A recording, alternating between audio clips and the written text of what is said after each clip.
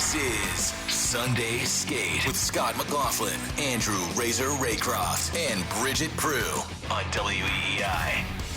Geeky across, Pastrnak shakes, shoots, he scores!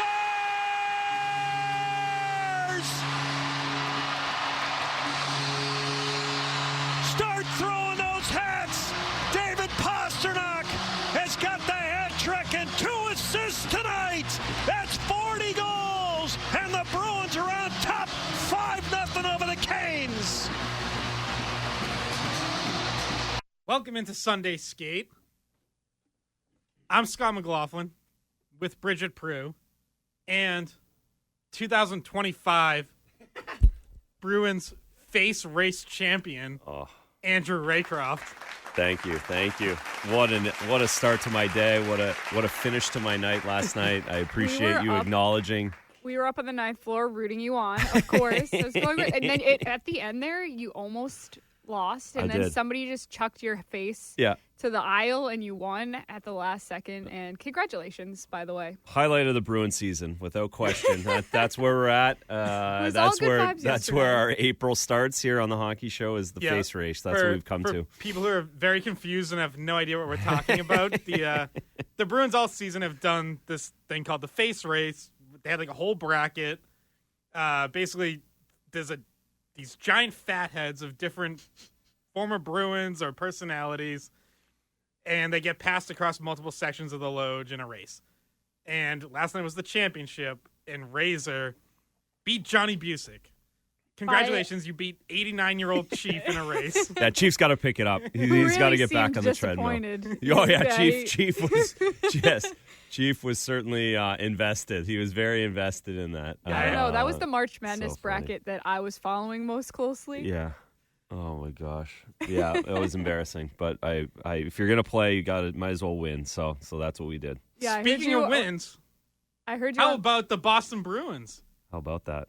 5-1 over the Carolina Hurricanes to end their 10-game losing streak. Where did that come from? Carolina stunk.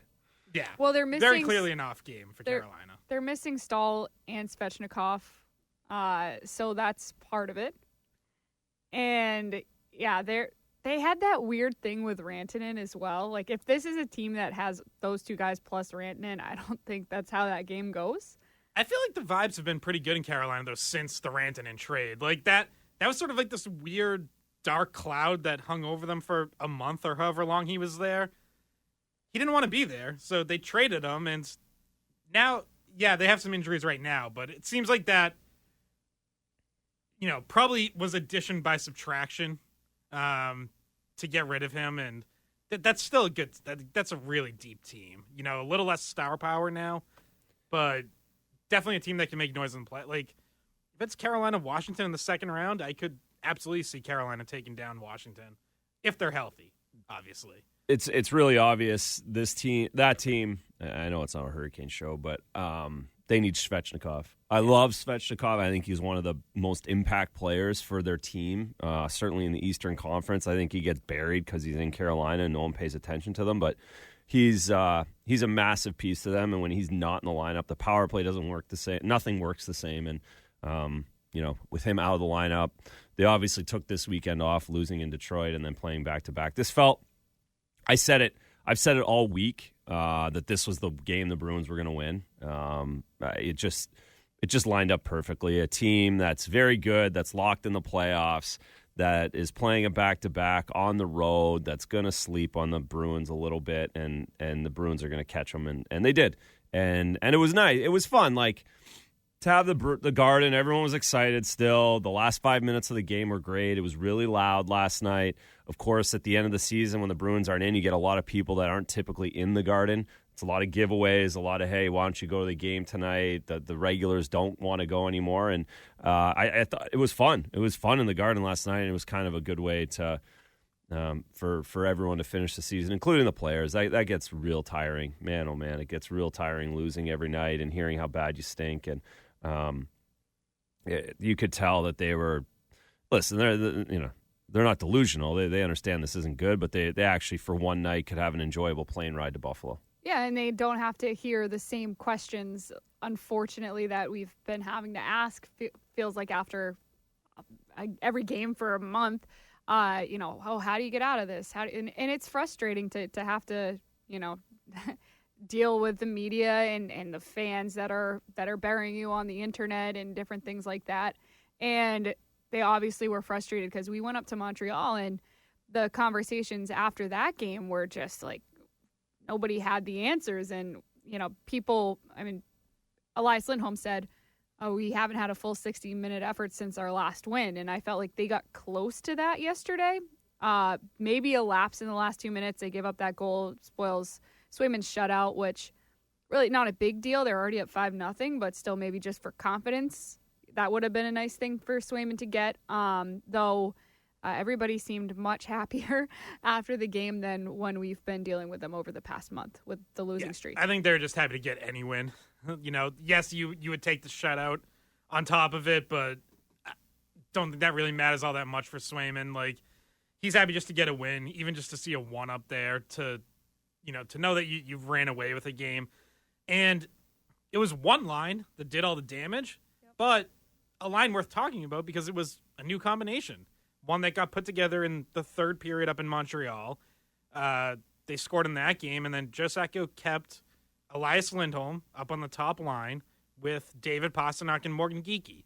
And obviously, Pastrnak and Geekie have been clicking for a while here, really since December, maybe even a little earlier when they got put together. But it's usually been Pavel Zacha in the middle, and Elias Lindholm has kind of floated around the lineup, not really had a set home, especially since the trade deadline when he's, look, they haven't had a second line since the trade deadline. So Elias Lindholm hasn't really had a home. Now you put him here, this is what you envisioned when you signed Elias Lindholm, was him and Pastrnak together. Obviously it just didn't happen early on. Lindholm gets hurt the first day of training camp. They miss valuable practice time where you could have built chemistry. They have none when the regular season starts. That line struggles. The whole team struggles. Eventually, Jim Montgomery had to change it up, and they've really only been back together very intermittently since then because, like I said, Geekie, Zacha, Pastrnak has pretty much been a constant. But now you put Lindholm back there, and it's been 4 periods, so let's not go too crazy. But it's looked really good. They scored all 5 goals. Pastrnak has a hat trick, 2 assists. Geekie had a goal and 4 assists. Elias Lindholm ends up with a goal and 2 assists, so they're all +5. They do all that damage against one of the best defense pairs in the NHL, Jacob Slavin and Brent Burns. We're out there for all 5 of those goals. Which is hard to believe watching Jacob Slavin and how effective he was in 4 Nations, and he's still that defenseman, just kind of an off night, a little bit of bad luck as well. And I don't think Freddie Anderson was great in that. Razor, you probably have more of an insight on that, but the fact that pair, their top pair, was out there for all 5 goals, but it was all against the Bruins' top line as well. That was probably the best effort we've seen from the top line this season, but once again, like you said, it's a different combination with Lindholm in there. And we did think in the beginning of the season it was going to be Marchand, Lindholm, Pastrnak was going to be this. Originally it was Zacha, Lindholm, Pastrnak. Yeah, and that could be a great combination. It just hasn't panned out that way, but it looked good last night. It did. It'll be interesting. Listen, it doesn't matter, I guess. It really, at the end of the day, it doesn't matter. I don't think they're going to, lock that line in for next season. But it's really, really important for them, not so much, for them to see that line a little bit, but more importantly, to see Zacha Mittelstadt together. That's vitally important because realistically, with the amount of wingers that they need, it looks like you're going to need to move Zacha to the wing next season. They're just not going to be able to get 5 wingers for their top 9 to fill out their lineup. So it seems like Zacha needs to be a winger for them next season and going through the offseason, which means he needs to be able to play with Middlestat at this point. They need to work a little bit. In theory, it should. The way Zacha kind of backs up Middlestat allows him to be an offensive centerman. They'll need another winger that can go get the puck and can finish for those two. But Zach will be the safety valve on that, and that's really important, I think, going forward, just free agent wise, and in how you construct this team in the offseason if those guys can play together. Yeah, Zacha, Middlestad, Mitch Marner. That could be a good, nice line. There you go. Yeah, I mean, so that's kind of maybe like the other side of this equation. I didn't think that line, Zacha, Middlestad, Lysell, did much of anything last night. Looking at the analytics, Bruins got outshot 12-1 when that line was on the ice, so they got pinned in quite a bit, didn't generate much. Yeah, as far as the top line goes, like, you're right, it doesn't matter for this season. Like, Elias Lindholm can't turn around his season in the last 5 games, but you can at least maybe not completely slam the door shut on that combination. I'm with you. You're not even if they have a great final 5 games together, you're not locking that in as your top line next season. Being like, all right, well, we're all set. We have our first line. We don't need any upgrades there. No, but what it would do is, like, you don't slam the door shut, because as you said, there's a lot this team needs. There's a lot of holes they need to fill. It's very possible, I would say even probable, that you don't land an elite number 1 center this offseason. I just don't think they're going to be there via free agency or trade. Maybe you draft one with your top 5 pick that you're trending towards, but that guy's not ready next year. That's 2, 3, maybe even 4 years down the road. So, yeah, you might have more or less the same center options you have right now. So, Zacha at least fits well enough there. If Lindholm can start to fit there a little bit, as Razor said, that opens up, can Zacha be one of these wings that you need? Because right now you really only have 2 top 6 wings, maybe 2 top 9 wings. Like, I mean, it's pretty thin. Yeah, and to be fair, like, the first line success even last night was mostly Geekie and Pastrnak, and like those two working with each other. Lindholm factored in and did score, but it was like this tap in at the doorstep where a lot of the work on the shifts were done by Pastrnak and Geekie. So it looks good together, but that's because those two guys have been on such a roll.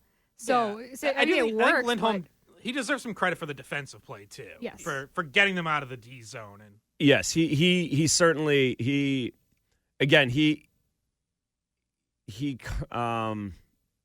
he helps those guys, for lack of a better word, because I can't think of the word this morning. I'm still celebrating my face race last night. He compliments, that's the word I couldn't spit out of my mouth. He compliments them very well, similar to Zach, and he lets them go. And Lindholm needs to get the puck out. He needs to be a centerman that plays defensive.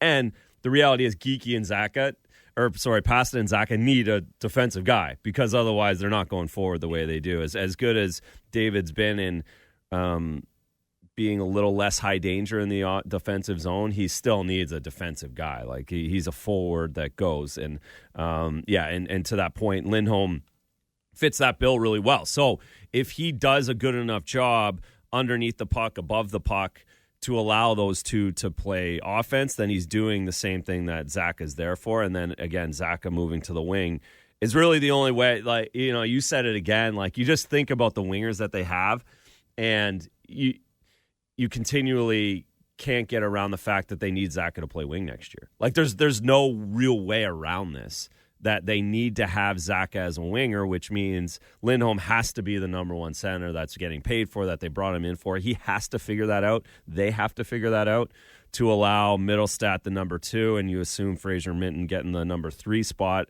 out of the gates next season, which again allows them to spend all their money on wingers. So, Razor, did you rack up the kind of bill that the Bruins did after the 2011 Stanley Cup championship when you won last night? Yeah, exactly. That's exactly what it. Well, I'm like what was there like?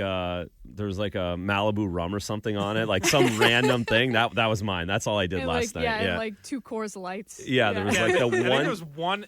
Was it Amstel Light? Yeah, it was something random like yeah. that. There was something that there was just one of on the bill that always makes me laugh. Yeah. That somebody just like was sitting next to the party that put it on their bill. That's how that probably, worked. yep. Yeah. All right, well, I'm glad you're still hanging in there. Yeah. I'm glad you had a good night last night and that you showed up today, so that's good. And we do want to talk more about Fraser Minten, who you just brought up. We want to talk about Lysell as well, some of the younger guys. And yeah, we got to catch a break, but yeah, we definitely want to get into them. Jacob Lassner has you trending, and then we will be back with more Sunday Skate. First of all, how good did it feel just to break that streak? Yeah, I mean, this has been fun to win a hockey game. See the Garden happy and cheerful, and being loud. Great support today. So it's been fun to today's game, and obviously it's been a tough couple of weeks. So good on us. Proud of the group. The effort and the block shots, and the commitment to win today was there. So fun one tonight. Welcome back to Sunday Skate. Scott McLaughlin here with Andrew Razor Raycroft and Bridget Prue. That was David Pastrnak talking about the Bruins' first win in 11 games. They avoid making history. 11-game losing streak would have tied the franchise record, which was set 100 years ago in their very first season. So they avoid that. 5-1 win over the Carolina Hurricanes. You can join us, 617-779-7937. That's the number to call and text. And let's go to the phones, as a matter of fact, and bring in Maria from Watertown. Good morning, Maria. Good morning, everyone. Fraser, are you really taking a victory lap for beating out the Chief? Oh, absolutely, I am. Yes, of course I am. Play to win. Play to win, Maria. Play to win. That's why we love you, the competitive nature that you have. Last night was awesome. I mean, I think, all we want as fans is to see our team play competitively. Entertainment, to me, is also a part of that, but I want to see competitive hockey. Now, I know this roster is likely going to look, or I hope it may look, vastly different going into next season, but the person that I was really worried about during this stretch of play was Jeremy Swayman. And the last couple of games, he seems to have righted his ship, so to speak, because last night he made some spectacular saves. And if it wasn't for his play against Montreal, that game would have been off the rails really, really early on. So I'm feeling like a little bit of relief knowing that our franchise goalie may be figuring things out, and then you can build from there. Just wanted to get your thoughts on that as well. Have a great day, all. Thanks, Maria. Yeah, I mean, Swayman has definitely looked better these last few games. As we said, it would have been nice for him to get the shutout, but still a really good effort from him. Montreal, he made some outstanding saves while that game was still close. Eventually gets away from the Bruins, in part because they had another just absolutely dreadful second period in which they got outshot 17-2. And by that point, the game was pretty much gone. Like this team isn't built right now to come back from multi-goal deficits. But Razor, from your perspective, what has started to click with Swayman here? Well, I don't think there's one or two things. I think a big part of it is when you are officially out and when the writing is officially on the wall, there is a little bit of a relaxation, and you take a bit of a deep breath and you kind of just let it fly. I think Jeremy's at that point where the seasons couldn't really have gone too much worse for him, front to back, between the contract stuff at the start to not playing well, to not playing well, to not playing well, and just losing. And So now I think you're getting a little bit of that averaging out at this point in the season. It's kind of the same. So I'm happy that he's playing well. I think it's great that he's playing well. But this is also kind of like the Buffalo Sabres being 7-3. Like, you have to do it at the start of the season. Like, this doesn't matter. This doesn't carry over for Jeremy. Again, it's great that he's finishing well. It keeps your vibe up. It does show that you're okay with him for 8. He's not quitting. He's not giving up. He's going to battle through whatever he has to battle through, and that's a good thing when you have a guy for 8 years. It's kind of the same as David. He's not given an inch the entire season, despite the fact that they've been down the last month and a half. He's worked hard every single day. He's first on the ice. These are the guys you need to have for the next 8 years. You know you're going to get the best out of them, or the best that they can give. Yeah, so, and Morgan Geekie, too. Like, I think it's kind of gone under the radar because they're on a losing streak, but he's had a point streak, and he's been contributing as well. Those two have both been guys that have not let up. No, and Morgan Geekie with the 5 points last night, and now has his first career 50-point season. He's 2 goals away from his first 30-goal season. So those are, those nice round numbers that you can strive for. You can make a target. Pastrnak got his, some of his last night. 100 points still isn't out of the question because he's up to 94 now. But he gets his 90-point season. He gets his 40-goal season. Just some pretty remarkable history on that for Pastrnak that I wanted to pull up here. So Pastrnak now has 4 career 90-point seasons. Only 4 other Bruins have done that. Phil Esposito 7 times. Bobby Orr 6 times. Rick Middleton 5 times.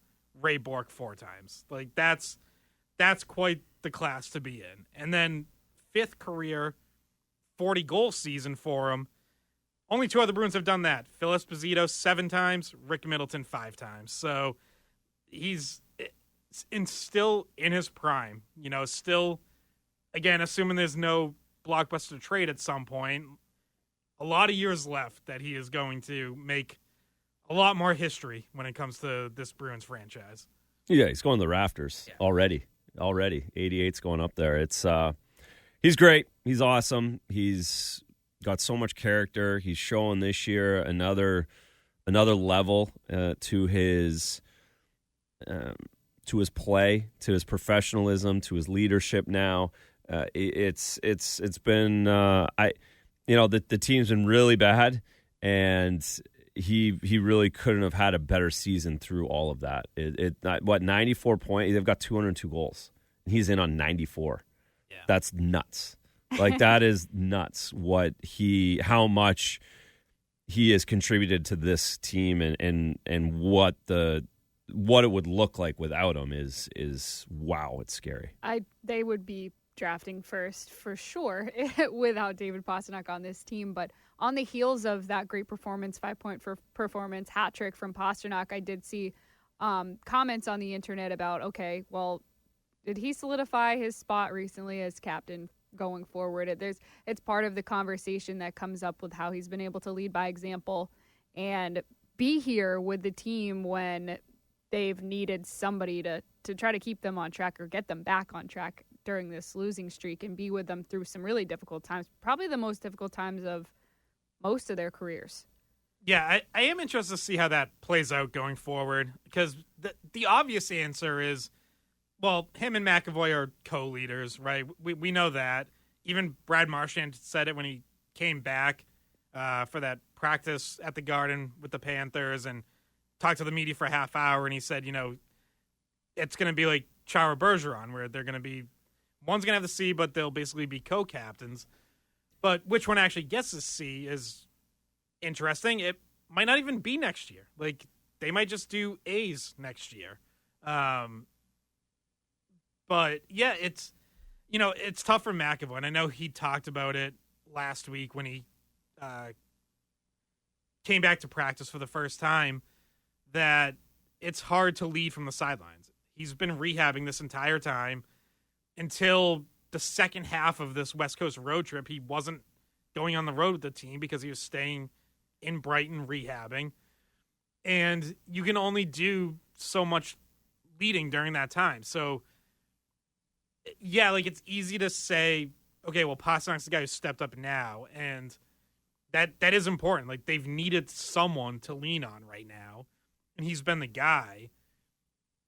But you also have to account for like McAvoy's going to be able to do more leading up to next season. You know, all summer he'll be here, he'll be skating with guys in Boston up through captain's practices and training camp and the whole thing. So, yeah, I don't know. Reza, do you have like a lean either way? I did. I don't anymore. I think this has added another layer of uncertainty for next season.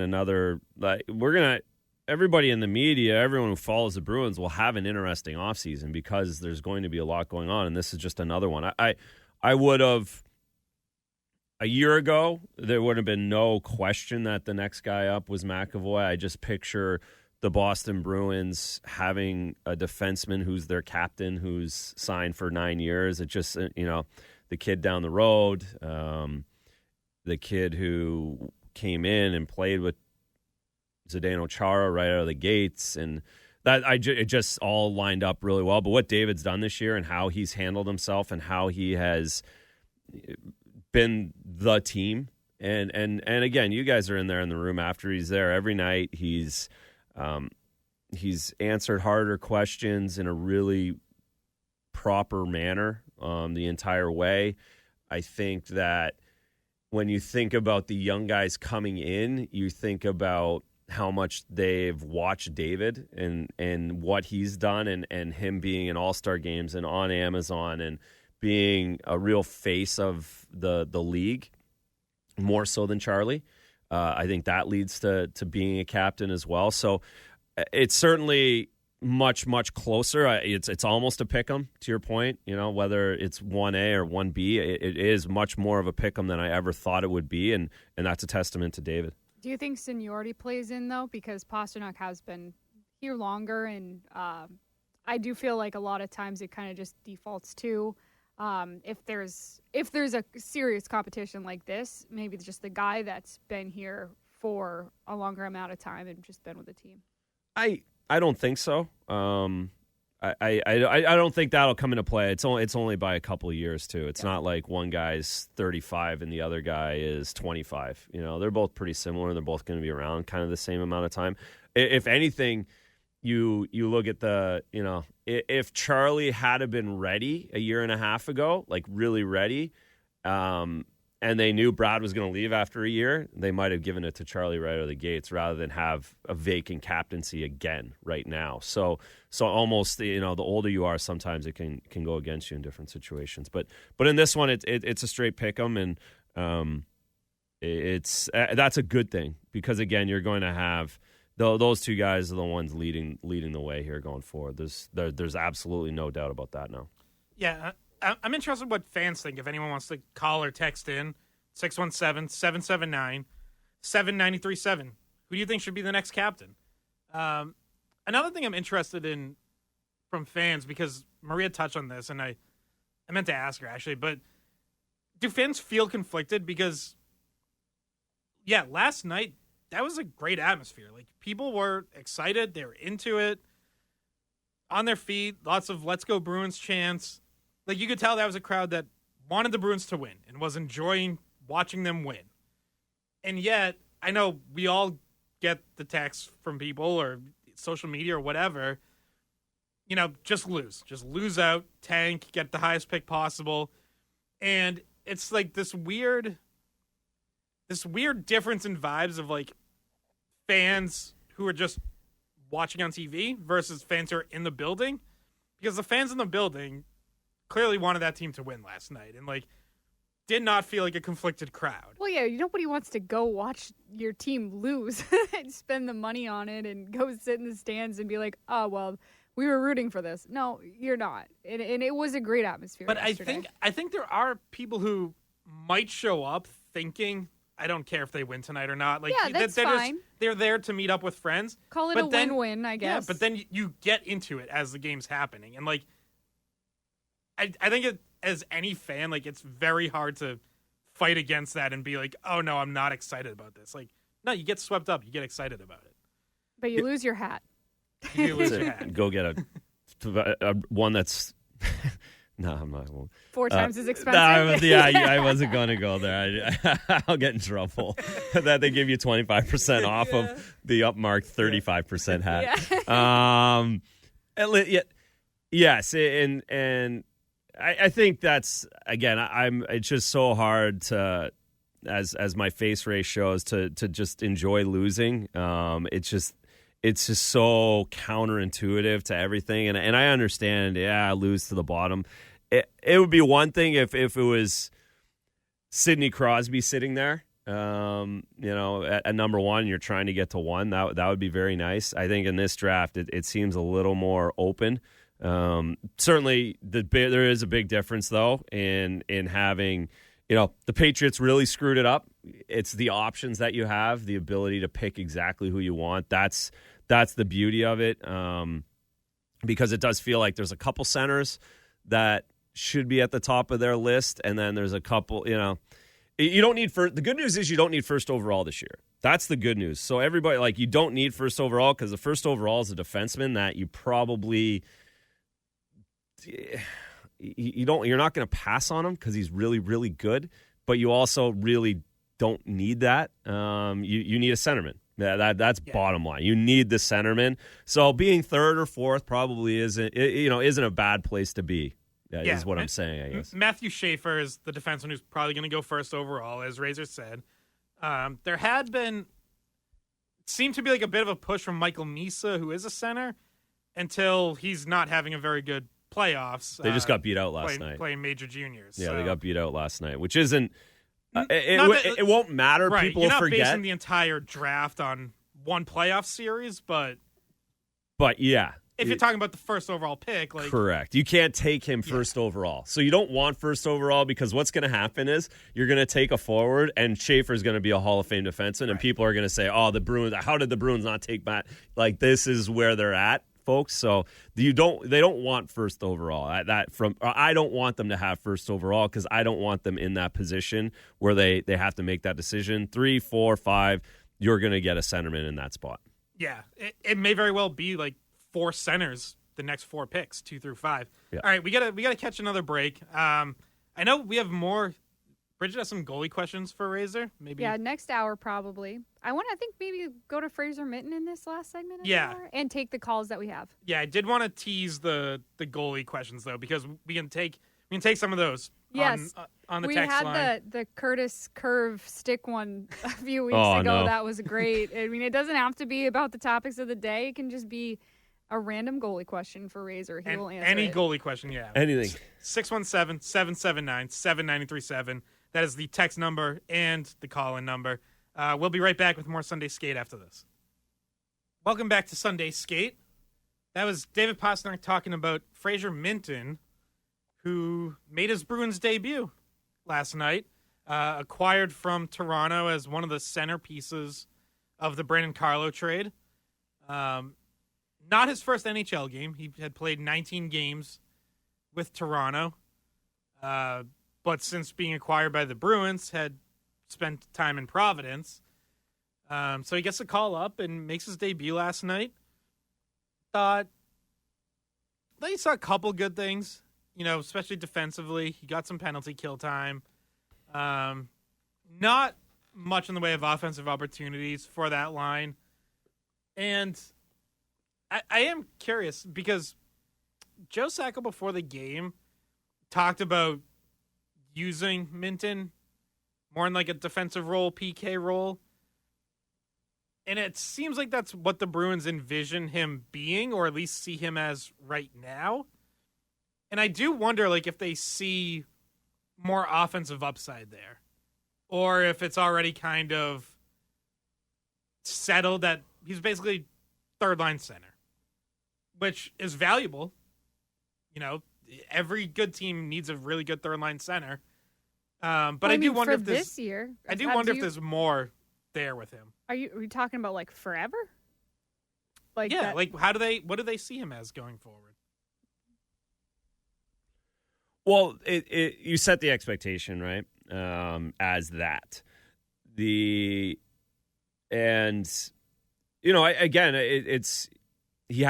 not like he's scored a lot in his career, right? So that's kind of where it comes to it. Typically, you need to get 150 points in junior to get 100 points in the NHL. There's not many guys that break out. That doesn't mean that being Charlie Coyle isn't a great way to make a living and a great way to win hockey games. So I think that they just, you set the expectation there. And certainly we already talked about the center position, moving Lindholm up and having Middlestad. Middlestat's your second, it seems inevitable as your second line guy next year. And you hope Lindholm can be the first, but and that allows Minten to check in as the third line guy. I don't know where he ends up offensively, but I think it is a feather in his cap that they talk about penalty kill and they talk about his defensive side. Typically, that's harder to learn in pro hockey. So if he has that gives him a leg up on everyone else. What I will say, I'm not, you can't really take a lot out of that first game, but I'm a big eye test guy. He looks like an NHLer. The way I didn't notice him out on the ice like I've noticed other young Bruins players come up in saying, it just doesn't look right. That he looked right to me. I'm not going here. I'm not saying this, but I watched Ryan Leonard the other night. I'm like, he's an NHLer. Yes. Fraser Minten, he's an NHLer. His body, his skating, the way he plays, the way he sees the ice, it just looks right to me. Again, I'm pretty good at it. I've seen a lot of guys that don't make it that I knew wouldn't make it, but I'm also not an NHL scout, so I haven't seen these guys enough to really know. But the eye tests he passed for me, which is important because again, there's a lot of guys that I've seen come up, and I'm like, no, there's no chance. I've also heard nothing but good things about his personality and maturity. Unbelievable. And you could hear it when he spoke to the media. He was impressive for me last night. Again, I talked to him in the intermission, but as soon as the intermission was done, eye contact, he asked me a few personal questions. We chatted real quickly engaged. In that he didn't need to do that. He didn't slink off out of the room with his head down and kind of, he had presence. And listen, he came from Toronto where they teach you that the second you're drafted. He's been a World Junior kid. They teach you that the second you get to World Juniors teams. He's been well-schooled through Canadian hockey, and that's a big part of it. But he's certainly taken to that, and that again, it's a big deal. It really is. You can tell who's ready for the NHL and who isn't by how they walk through a dressing room 90% of the time. You can tell too, based on this is a kid that at the two previous levels has worn the C, including on that World Junior team, not from this year but the year before, where he played with Macklin Celebrini, he played with Matt Patra, and Macklin Celebrini going into that was the obvious best player on that team in terms of production, but Fraser Minten gets the captaincy.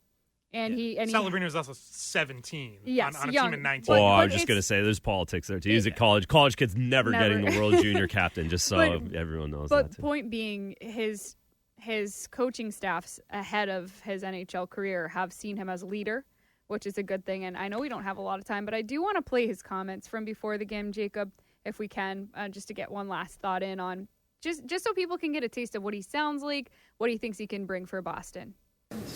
How did you feel like your game was translating to the Bruins system down in Providence? Good. I think they went out and got me because they thought it would translate well, and I think it's been doing that well so far. Just being a guy who plays well on both sides of the puck and closes plays and transitions them and plays sort of that reliable, consistent hockey that the Bruins want to play. Yeah, a lot of responsibility on the centerman in the system. Is that something you cherish? Yeah, I think I noticed that in Toronto start of the year too. Like the centers in pro have a lot of responsibility. You're kind of tasked to be everywhere in the defensive zone. And, I love it. I love getting the puck in the middle of the ice and being engaged all over the rink. Yeah, and Joe Sacco did point out that the Bruins and Maple Leafs play similar defensive systems, so the adjustment for a center coming over shouldn't be that big for him. Yeah, you guys, Bridget, you mentioned him being a captain at lower levels. Now, I know that Canadian junior team disappointed massively, and of course that means people in Canada get on you a bit, especially if you're A Leaf. Yeah, if you're the captain and you're a Leafs prospect. But but it still says a lot about him, and that was one of the things I heard. Like when the Bruins got him, you talk to people who have seen him, know some things about him, was he's potentially future captain material.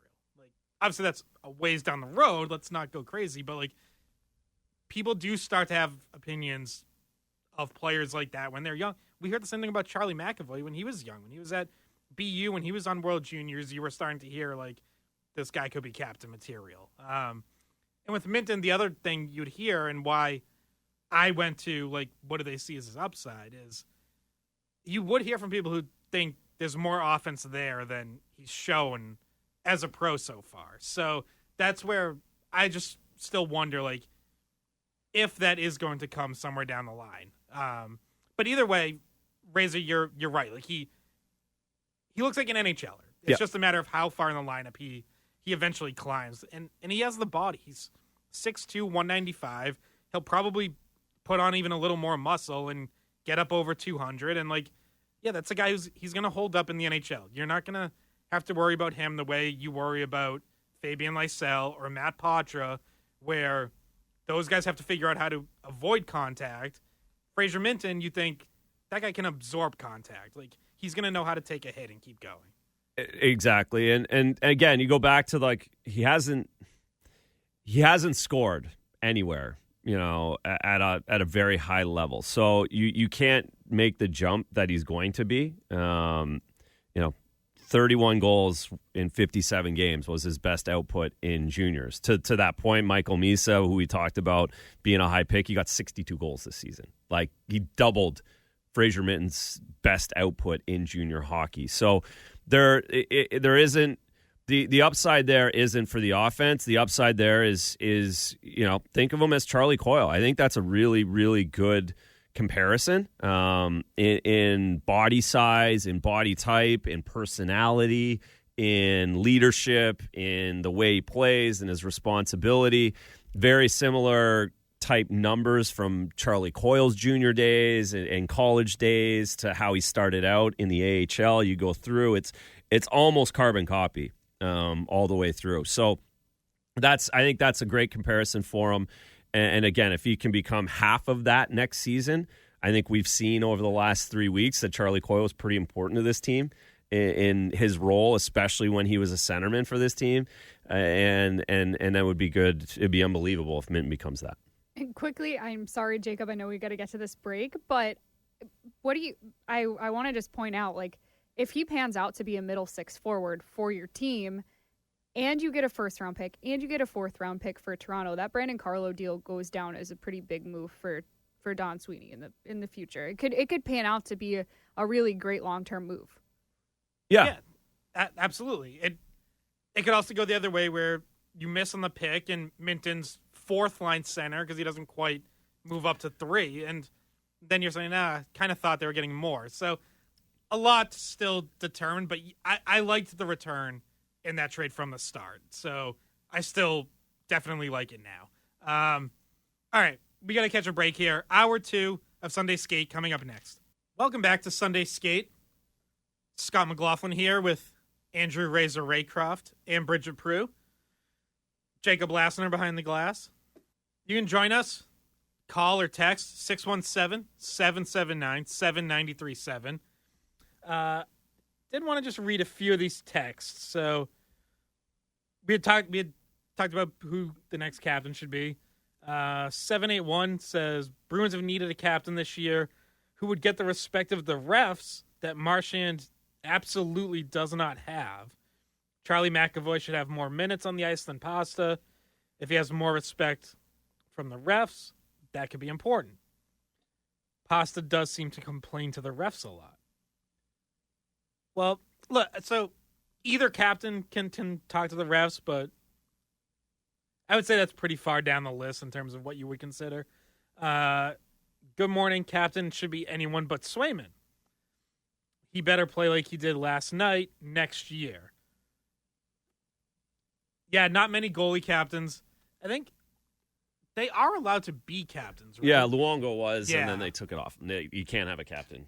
Yeah, it's tough. Can't have the C.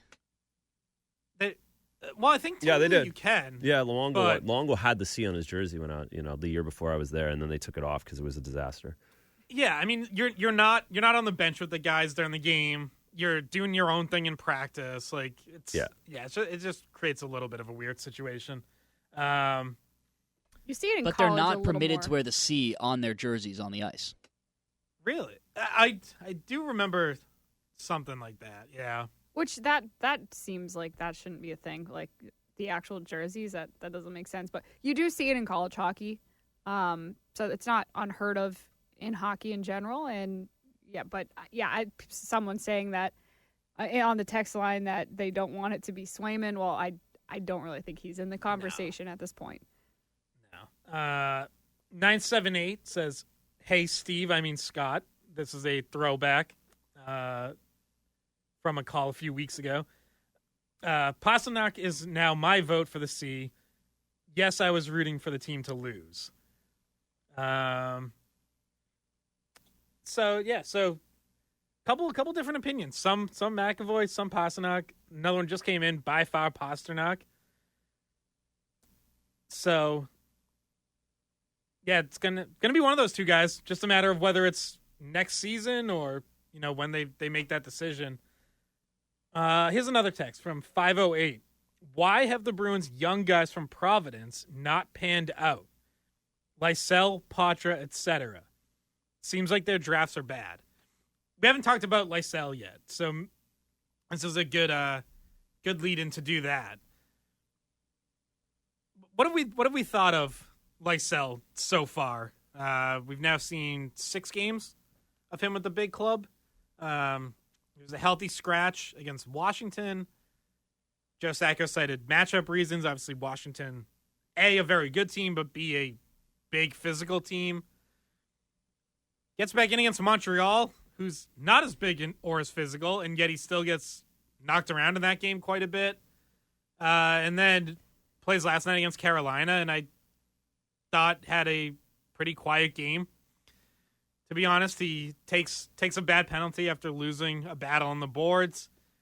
So, yeah, I think it's safe to say you're still waiting to see more from Lysell here in the NHL. You are. Again, there's flashes of it. I thought when the game opened up a little bit last night, like his game freed up a little bit in the third period. I thought he made wanted to really see him cool. score in that breakaway that he got. The one that Slavin tracked him down? Yes. Yeah. He made a cool play in the defensive zone in the third period, but again, you have to jump off the table, right? You have to play in this. And the question, right, of the prospects, it's really hard, guys. Like the NHL is really, really hard. I keep saying that, and just because you're in the minors in Providence or you were drafted, it just doesn't.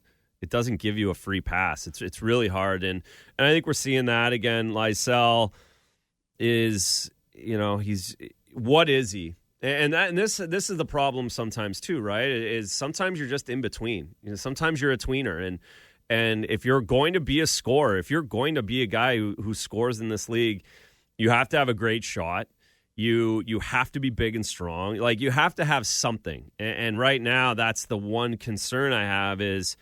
It's not like his speed is off of the charts that he just flies by guys. He can't beat anyone with his speed. He had a good opportunity. The shot wasn't there in the third period. He kind of rolled high and took a wrister on net, but it wasn't going to beat Anderson from that distance. So does he have that in his toolbox to be a top 6 guy? It's easier to be a bottom 6 guy and move up. But if you don't have the tools to do that, it's hard to just jump in the top 6. And for Lysell and for Patra, we've seen that as well, where it doesn't work if you're on the third or fourth line. You're just not that player. And if you're not scoring, you can't be in the top 6 in this league. So right now he's putting pucks on net. He was a part of it. He's not completely dead, but he does need to get on the scoreboard and make something happen. I'm glad that he's getting the look that he's getting here at the end of the season. Obviously, there's nothing to lose in putting him in and bringing Fraser Minten up and getting a look at those guys that you're thinking you might have in your future and at least trying to gauge how likely that is. I do think, and I felt bad for him in Montreal, that Fabian Lysell, like, he got his lunch money stolen in Montreal. He was on the ice like 6 or 7 times, took some big hits. One of them wasn't clean, probably should have been a penalty, but he certainly is small. You notice it in a physical game like that where he's getting bumped. And was he getting probably singled out, targeted just a little bit? Yes, guys know on the other teams when there's younger guys that can be pushed around, and he was. But I still have hope for him. I know some people have given up on the idea of him, but like they think he's a bust already. I just think we haven't seen him have a chance to adjust yet. And if we see, him finish out the season still struggling, start next year if he starts with a team struggling, then I'm maybe at that point I'd be saying, okay, maybe this might not be an NHL player. But as of right now, I kind of just want to see his adjustments, and I don't think he's been – this team had been on a 10-game losing streak. They had all been down. The emotions were down. The effort was down for everyone. And I know he's somebody who has to push the pace to try to steal a job. But I do think that it's too soon to give up on him and say that draft pick was, a waste. There's still some time. There is still developmental track left, but even amid a losing streak, like, that's where you'd love to see him stand out as a positive, right? Like, be like, I'm better than, career AHLer X. Like, not to pick on these guys, but like Patrick Brown, Cole Koepke, Vinny Lettieri, like guys who have been around a while, have spent a lot of time in the AHL. Like, you want to see Fabian Lysell as a kid who's, who does seem excited about this opportunity, stand out as a positive. And you've seen it in I would say small flashes, but not enough. And as Ray said, like, at some point you have to score. It's now been 7 games that he doesn't have a point. He does have 12 shots on goal. I think he's had multiple shots on goal in 4 of his last 5 games, which isn't nothing. But some of them have been settling a little bit from the outside and kind of long-range shots that weren't really going to do a whole lot of damage. So, Joe Sacco's mentioned this a few times, and even Fabian Lysell himself has talked about it, that he needs to find ways to get to the inside more. He needs to find ways to get to more dangerous scoring areas, and that's, yes, even if you're not playing with the greatest line mates in the world, like, that still is something you have to see from him. So I'm not at he's a bust territory. There's still a chance that he becomes something. But I can't say I've been, like, overly impressed with what we've seen so far. And this is someone who's now, 3 years in the organization since he turned pro, that still in NHL opportunities, and I don't just mean the regular season games this year, I mean in training camps and preseason, I've never felt like he's come in and, like, really stolen a job or forced the Bruins to be like, this is a guy we have to give more games and minutes to. No, he hasn't knocked the door down, and that's what you need to typically do to get to the NHL. And again, he's got, you got your 6 more games. If he goes on a 6-game point streak here, to your point of having a little bit more development track, they're still there. It can still click. But I've said it here. I've said it on TV. It's really hard, and we're going to do it again next fall. Like, it's really hard to make teams out of the camp. It just is. It typically doesn't happen. You either get a spot by playing really well at the end of the season. He could go on a great run in the AHL too. Like, I don't want to overlook this Calder Cup run for the Providence Bruins, and that probably will mean one spot in the roster next year. One of those guys down there has to go on a monster run, and they have to win more than one series. And they have to fight their way into the lineup next year. They can do that. Fabian Lysell can be a point-per-game guy in the playoffs down there and get into the Bruins starting lineup next season. But this is really when you make hay. You don't do it when you show up September 15th. The camp's so short, so fast. Typically, the spots are all made. You really have to come out of nowhere. You have to be a junior guy who you don't have an option to send to the minors, like a Matt Poitras the other year. So he's got to make hay here. He can still do it with the last 5 games, but there has to be something. There has to be something that jumps off the page, and right now we haven't typically seen that. All right, we got to catch a break here. Jacob Lassner has you trending, and then we'll be back with more Sunday Skate. All right, welcome back to Sunday Skate. I'm Bridget Prue, Scott McLaughlin, Andrew Razor Raycroft, Jacob Lassner behind the glass, and I'm taking over for this segment because this is goalie questions for Razor, and throughout the week I normally think of things when I'm watching a game, and I'm like, oh, I got to ask Razor about this. And you can also text in or call in to 617-779-7937 if you want to get Razor a goalie question. I am going to start out with one that has to do with Alex Ovechkin, because obviously he is on the verge of breaking Wayne Gretzky's goal record. He's been a topic of conversation around the NHL this week quite a bit. And this is a trivia question. I want to see if either of you guys can get it, and then we'll talk about Ovechkin and goaltending surrounding him. So the question is, how many different goalies has Alex Ovechkin scored on in his career? It's like 182, 183, somewhere in there. That's going to be a much better guess than I have. So. Yeah. It's 182. Yeah, I knew that. He hasn't scored on Sorokin. That's it? So he could go to 183 today. Yeah. Okay, He could go to 183 today. Well, Razor, my question to you is, because you have crossed over for 7 or 8 seasons. I know all this too now. Yes. Yeah. Has he scored on you? Yeah, 3 goals. 3 goals on you? Yeah, I have the video of all 3 of them now. 3 goals on 30 shots. Okay. Pretty good. Pretty good, 900, Yeah, he never scored the 3 goals. Thank you. My face race again. Yeah, it's a big weekend for me. No highlight reel goals. I didn't know because I couldn't remember because I knew he didn't really score. Like, I didn't end up on a highlight reel. I don't remember him doing anything crazy. So I've seen the goals. 2 of them are like garbage goals in front, and then one-timer that went off my D-man. So Not bad. Yeah. Not bad at all. And another question about goaltending that has to do with Alex Ovechkin. I heard him say this.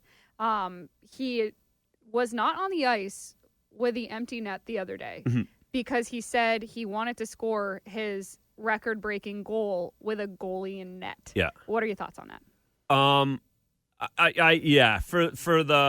For the video, like, we've seen Wayne Gretzky scoring on Kirk McLean over and over again the past 2 weeks. Like, that's what you want it to look like forever.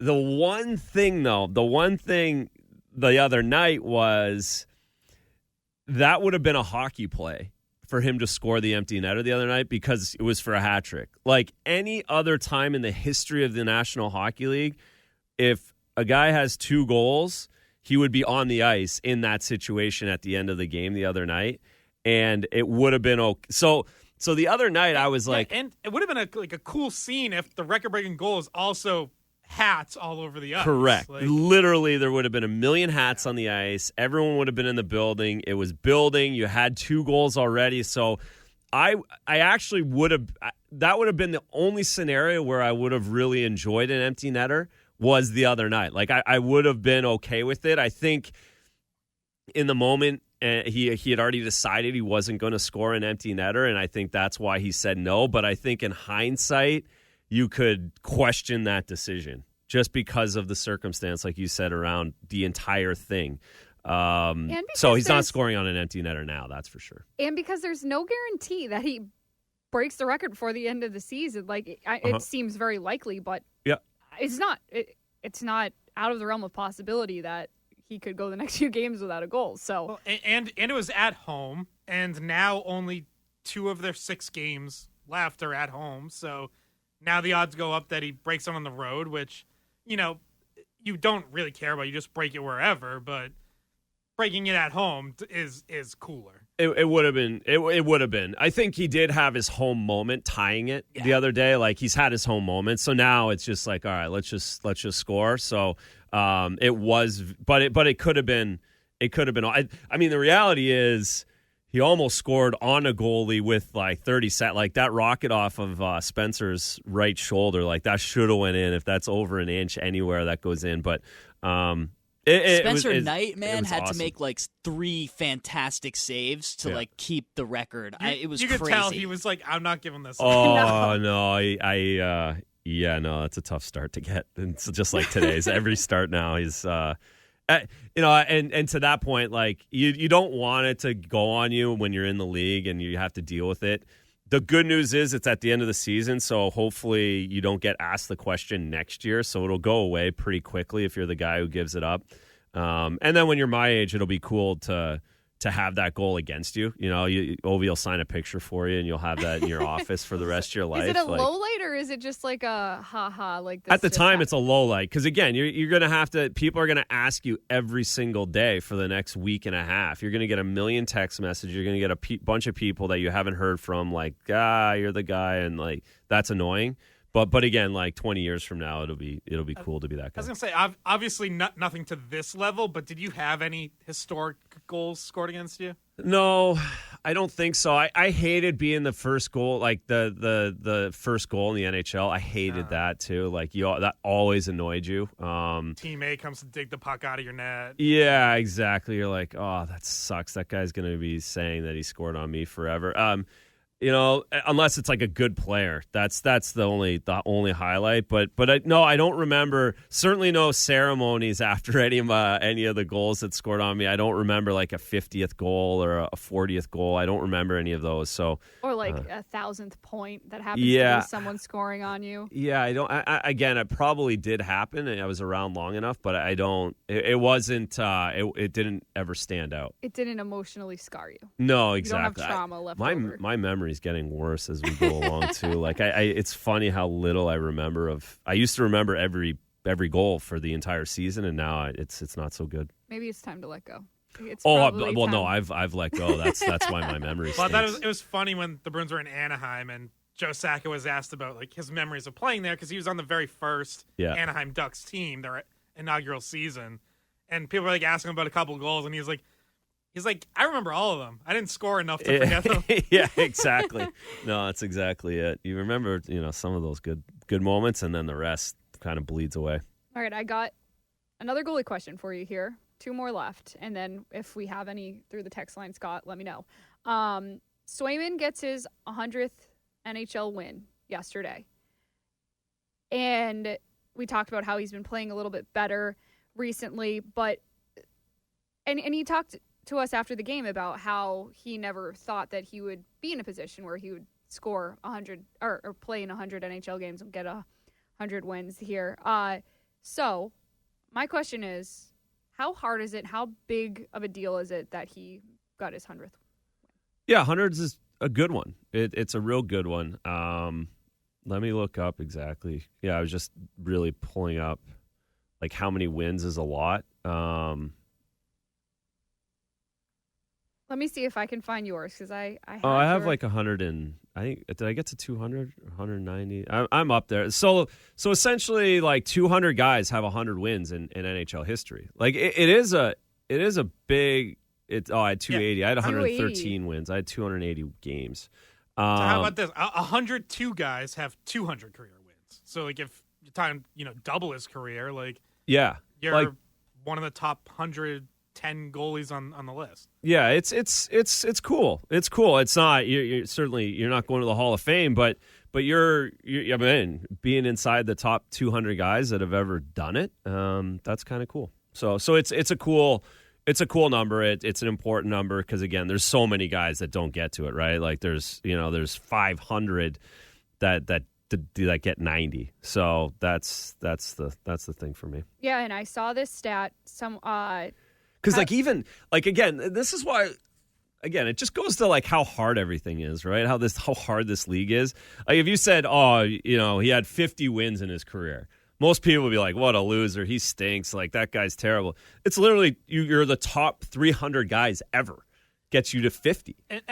And for the Bruins, you're top 10. 10 Yep. Bruins goalies have had 100 career wins in 100 years. Yeah. It's difficult to win one game in the NHL, let alone 100. So it's good for Sway, and certainly if he had got 100 3 months ago, he wouldn't appreciate it nearly as much as he does now. I think this is set into him this season, how hard it is, and it isn't what it's been the last 3 years in this league for him. And again, I think that's a big part of his development and his growth, and as bad as this year's been, I think it's going to make him better, because you don't just roll out your stick and win every night. He's going to appreciate a whole lot more. Yeah, I saw this stat tweeted out by Tyler Hunt yesterday, and this is a college hockey tie-in.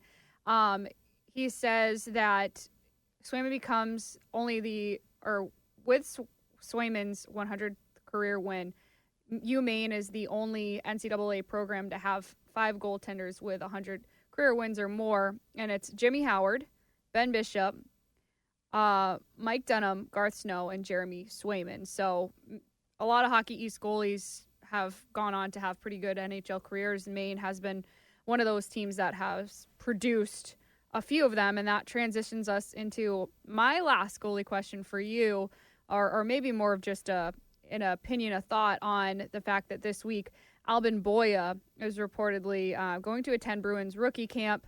What are your thoughts on potentially adding him to the Bruins goalie depth when he's done at UMaine? Yeah. He had a great season. He looks the part. I'm not sure if he's big enough. I'm concerned. I don't know if his size. He's just a little small. But he moves well. He's good. I'll be interested to see how he plays in development camp, and then can he repeat his season? He's got to do what he did this year again next year to be a legit NHL prospect from my point of view. But certainly has some good skill, some good talent. There are a couple texts that I have marked here, but I also see a call from Joe and Mashpee on some goalie stuff. So, Joe, what's up? What's on your mind? Hey, Razor, what's going on? What's up, buddy boy? You are a massive sieve, dude. Thank For you to think that Ovechkin had a couple scrappy goals on me, dude. You sound like you're wearing an Aloe Yoga tight top. Just wanted to say that, man. You're on radio now, kind of a joke. Thanks.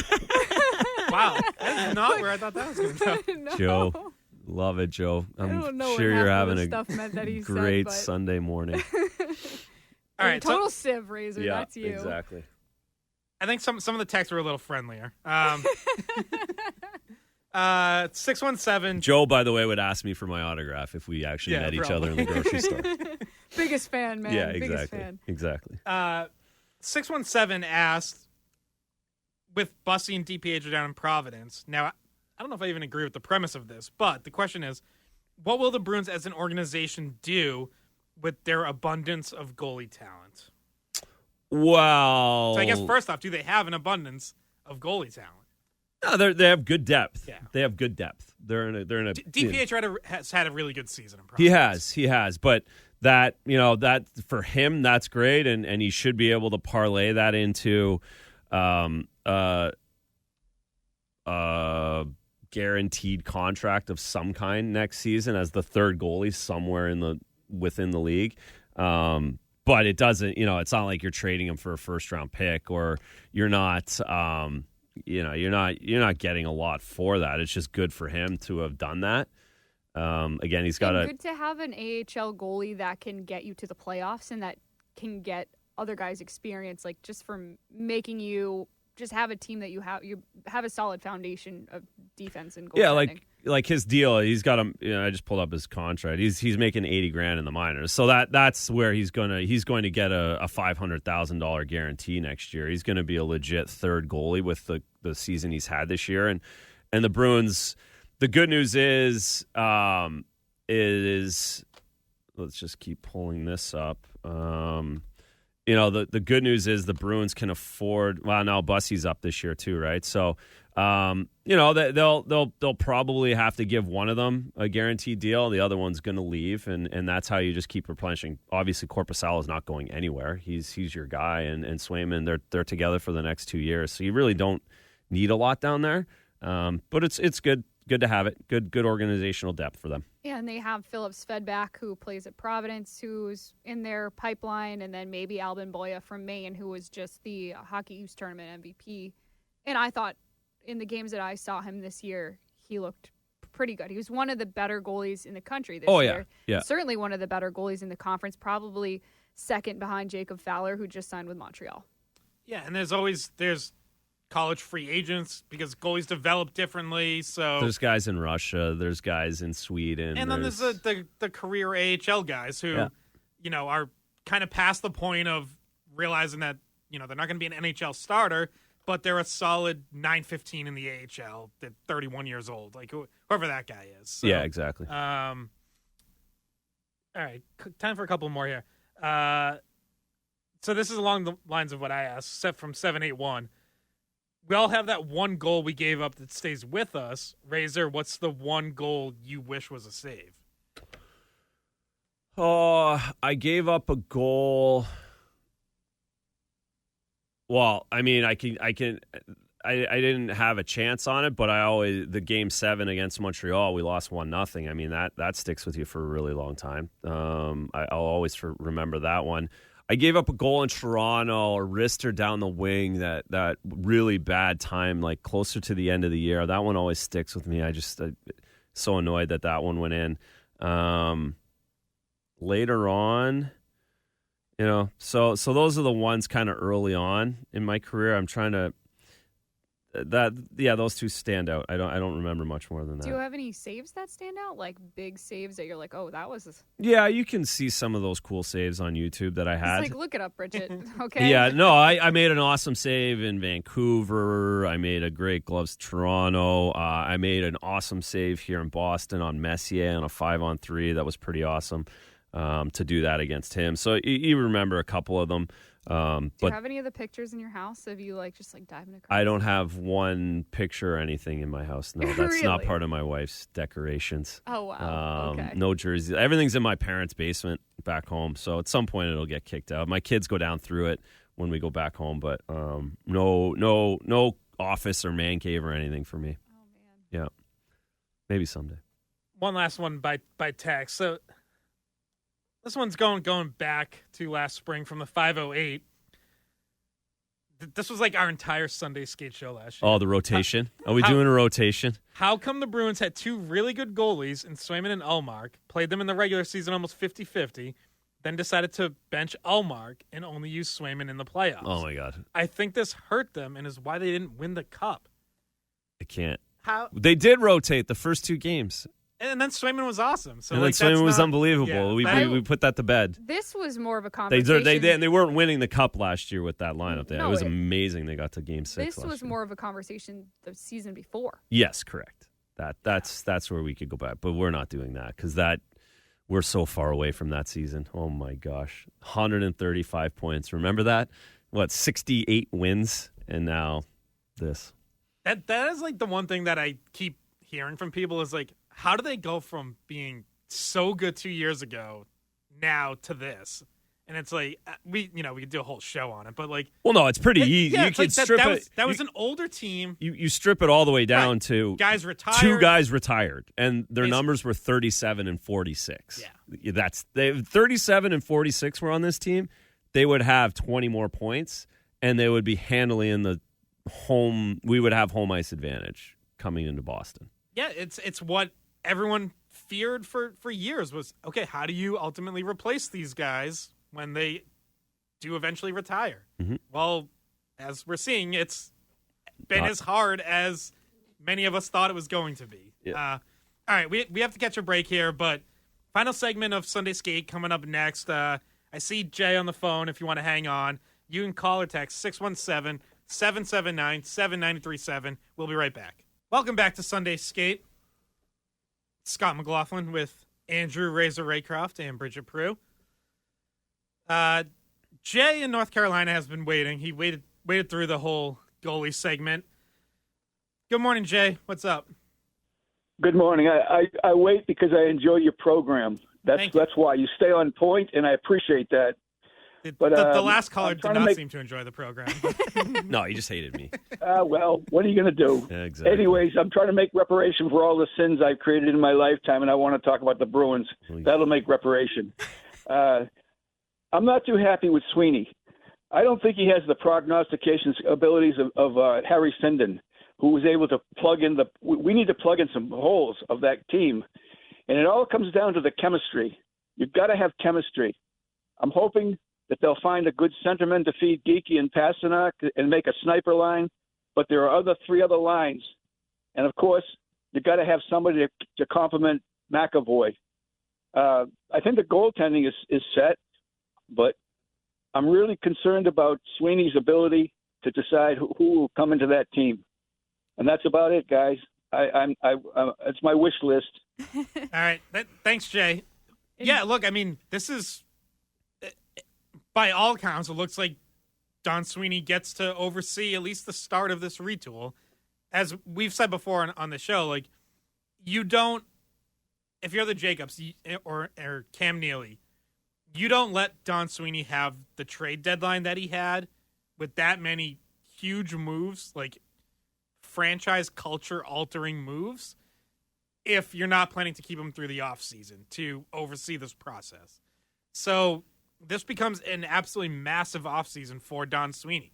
Like, I don't think it's realistic to expect him to turn it around in one offseason, but what you have to see is you have to see him start to add pieces who are going to be part of this build backup. You know, whether that gets you to the playoffs next year or puts you on a path where that's, you know, you're looking 2 years out maybe. But you can't miss this offseason. You can't go spend big money on Elias Lindholm and Nikita Zadorov again and have those guys not pan out in year one. You know, we'll see what the future holds for Lindholm and Zadorov in year 2 and beyond. But you can't have your big moves this offseason backfire. Like, you have to see some real progress here. You do, and you have to draft the right guy. Yeah. On top of all of that, so no, it's a big one, and you know,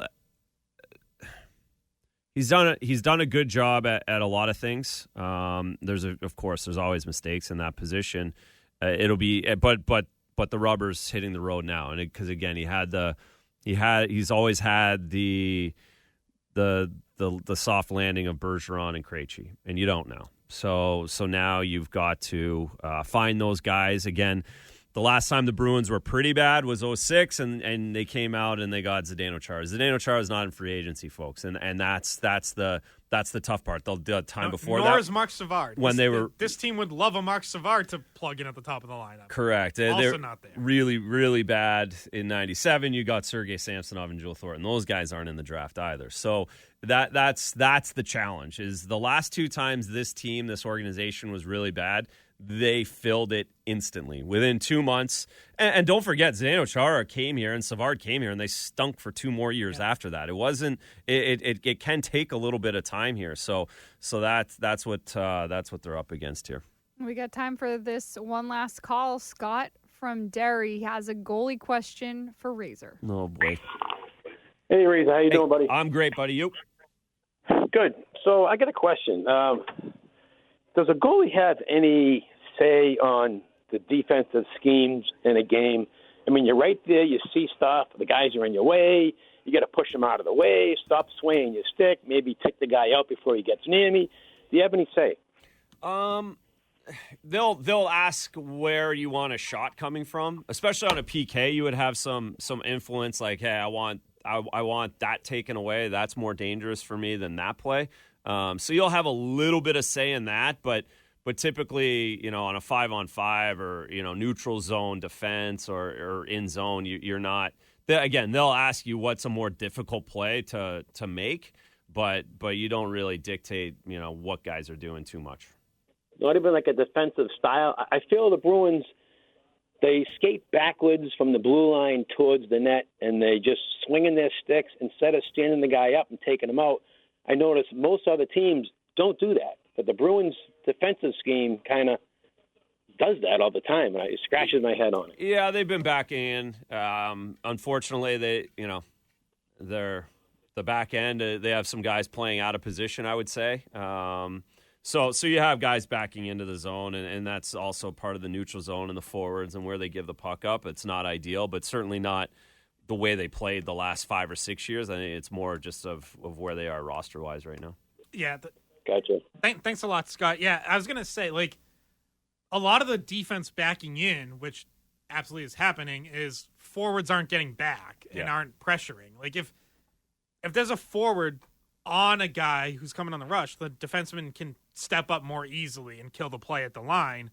Whereas if it's 2-on-2 and there's no back pressure from the forwards, the defense tends to back off a little and give a little more space because you're trying to drive them wide. You're trying to slow the play down enough to allow your forwards who are behind the play to get back up ice.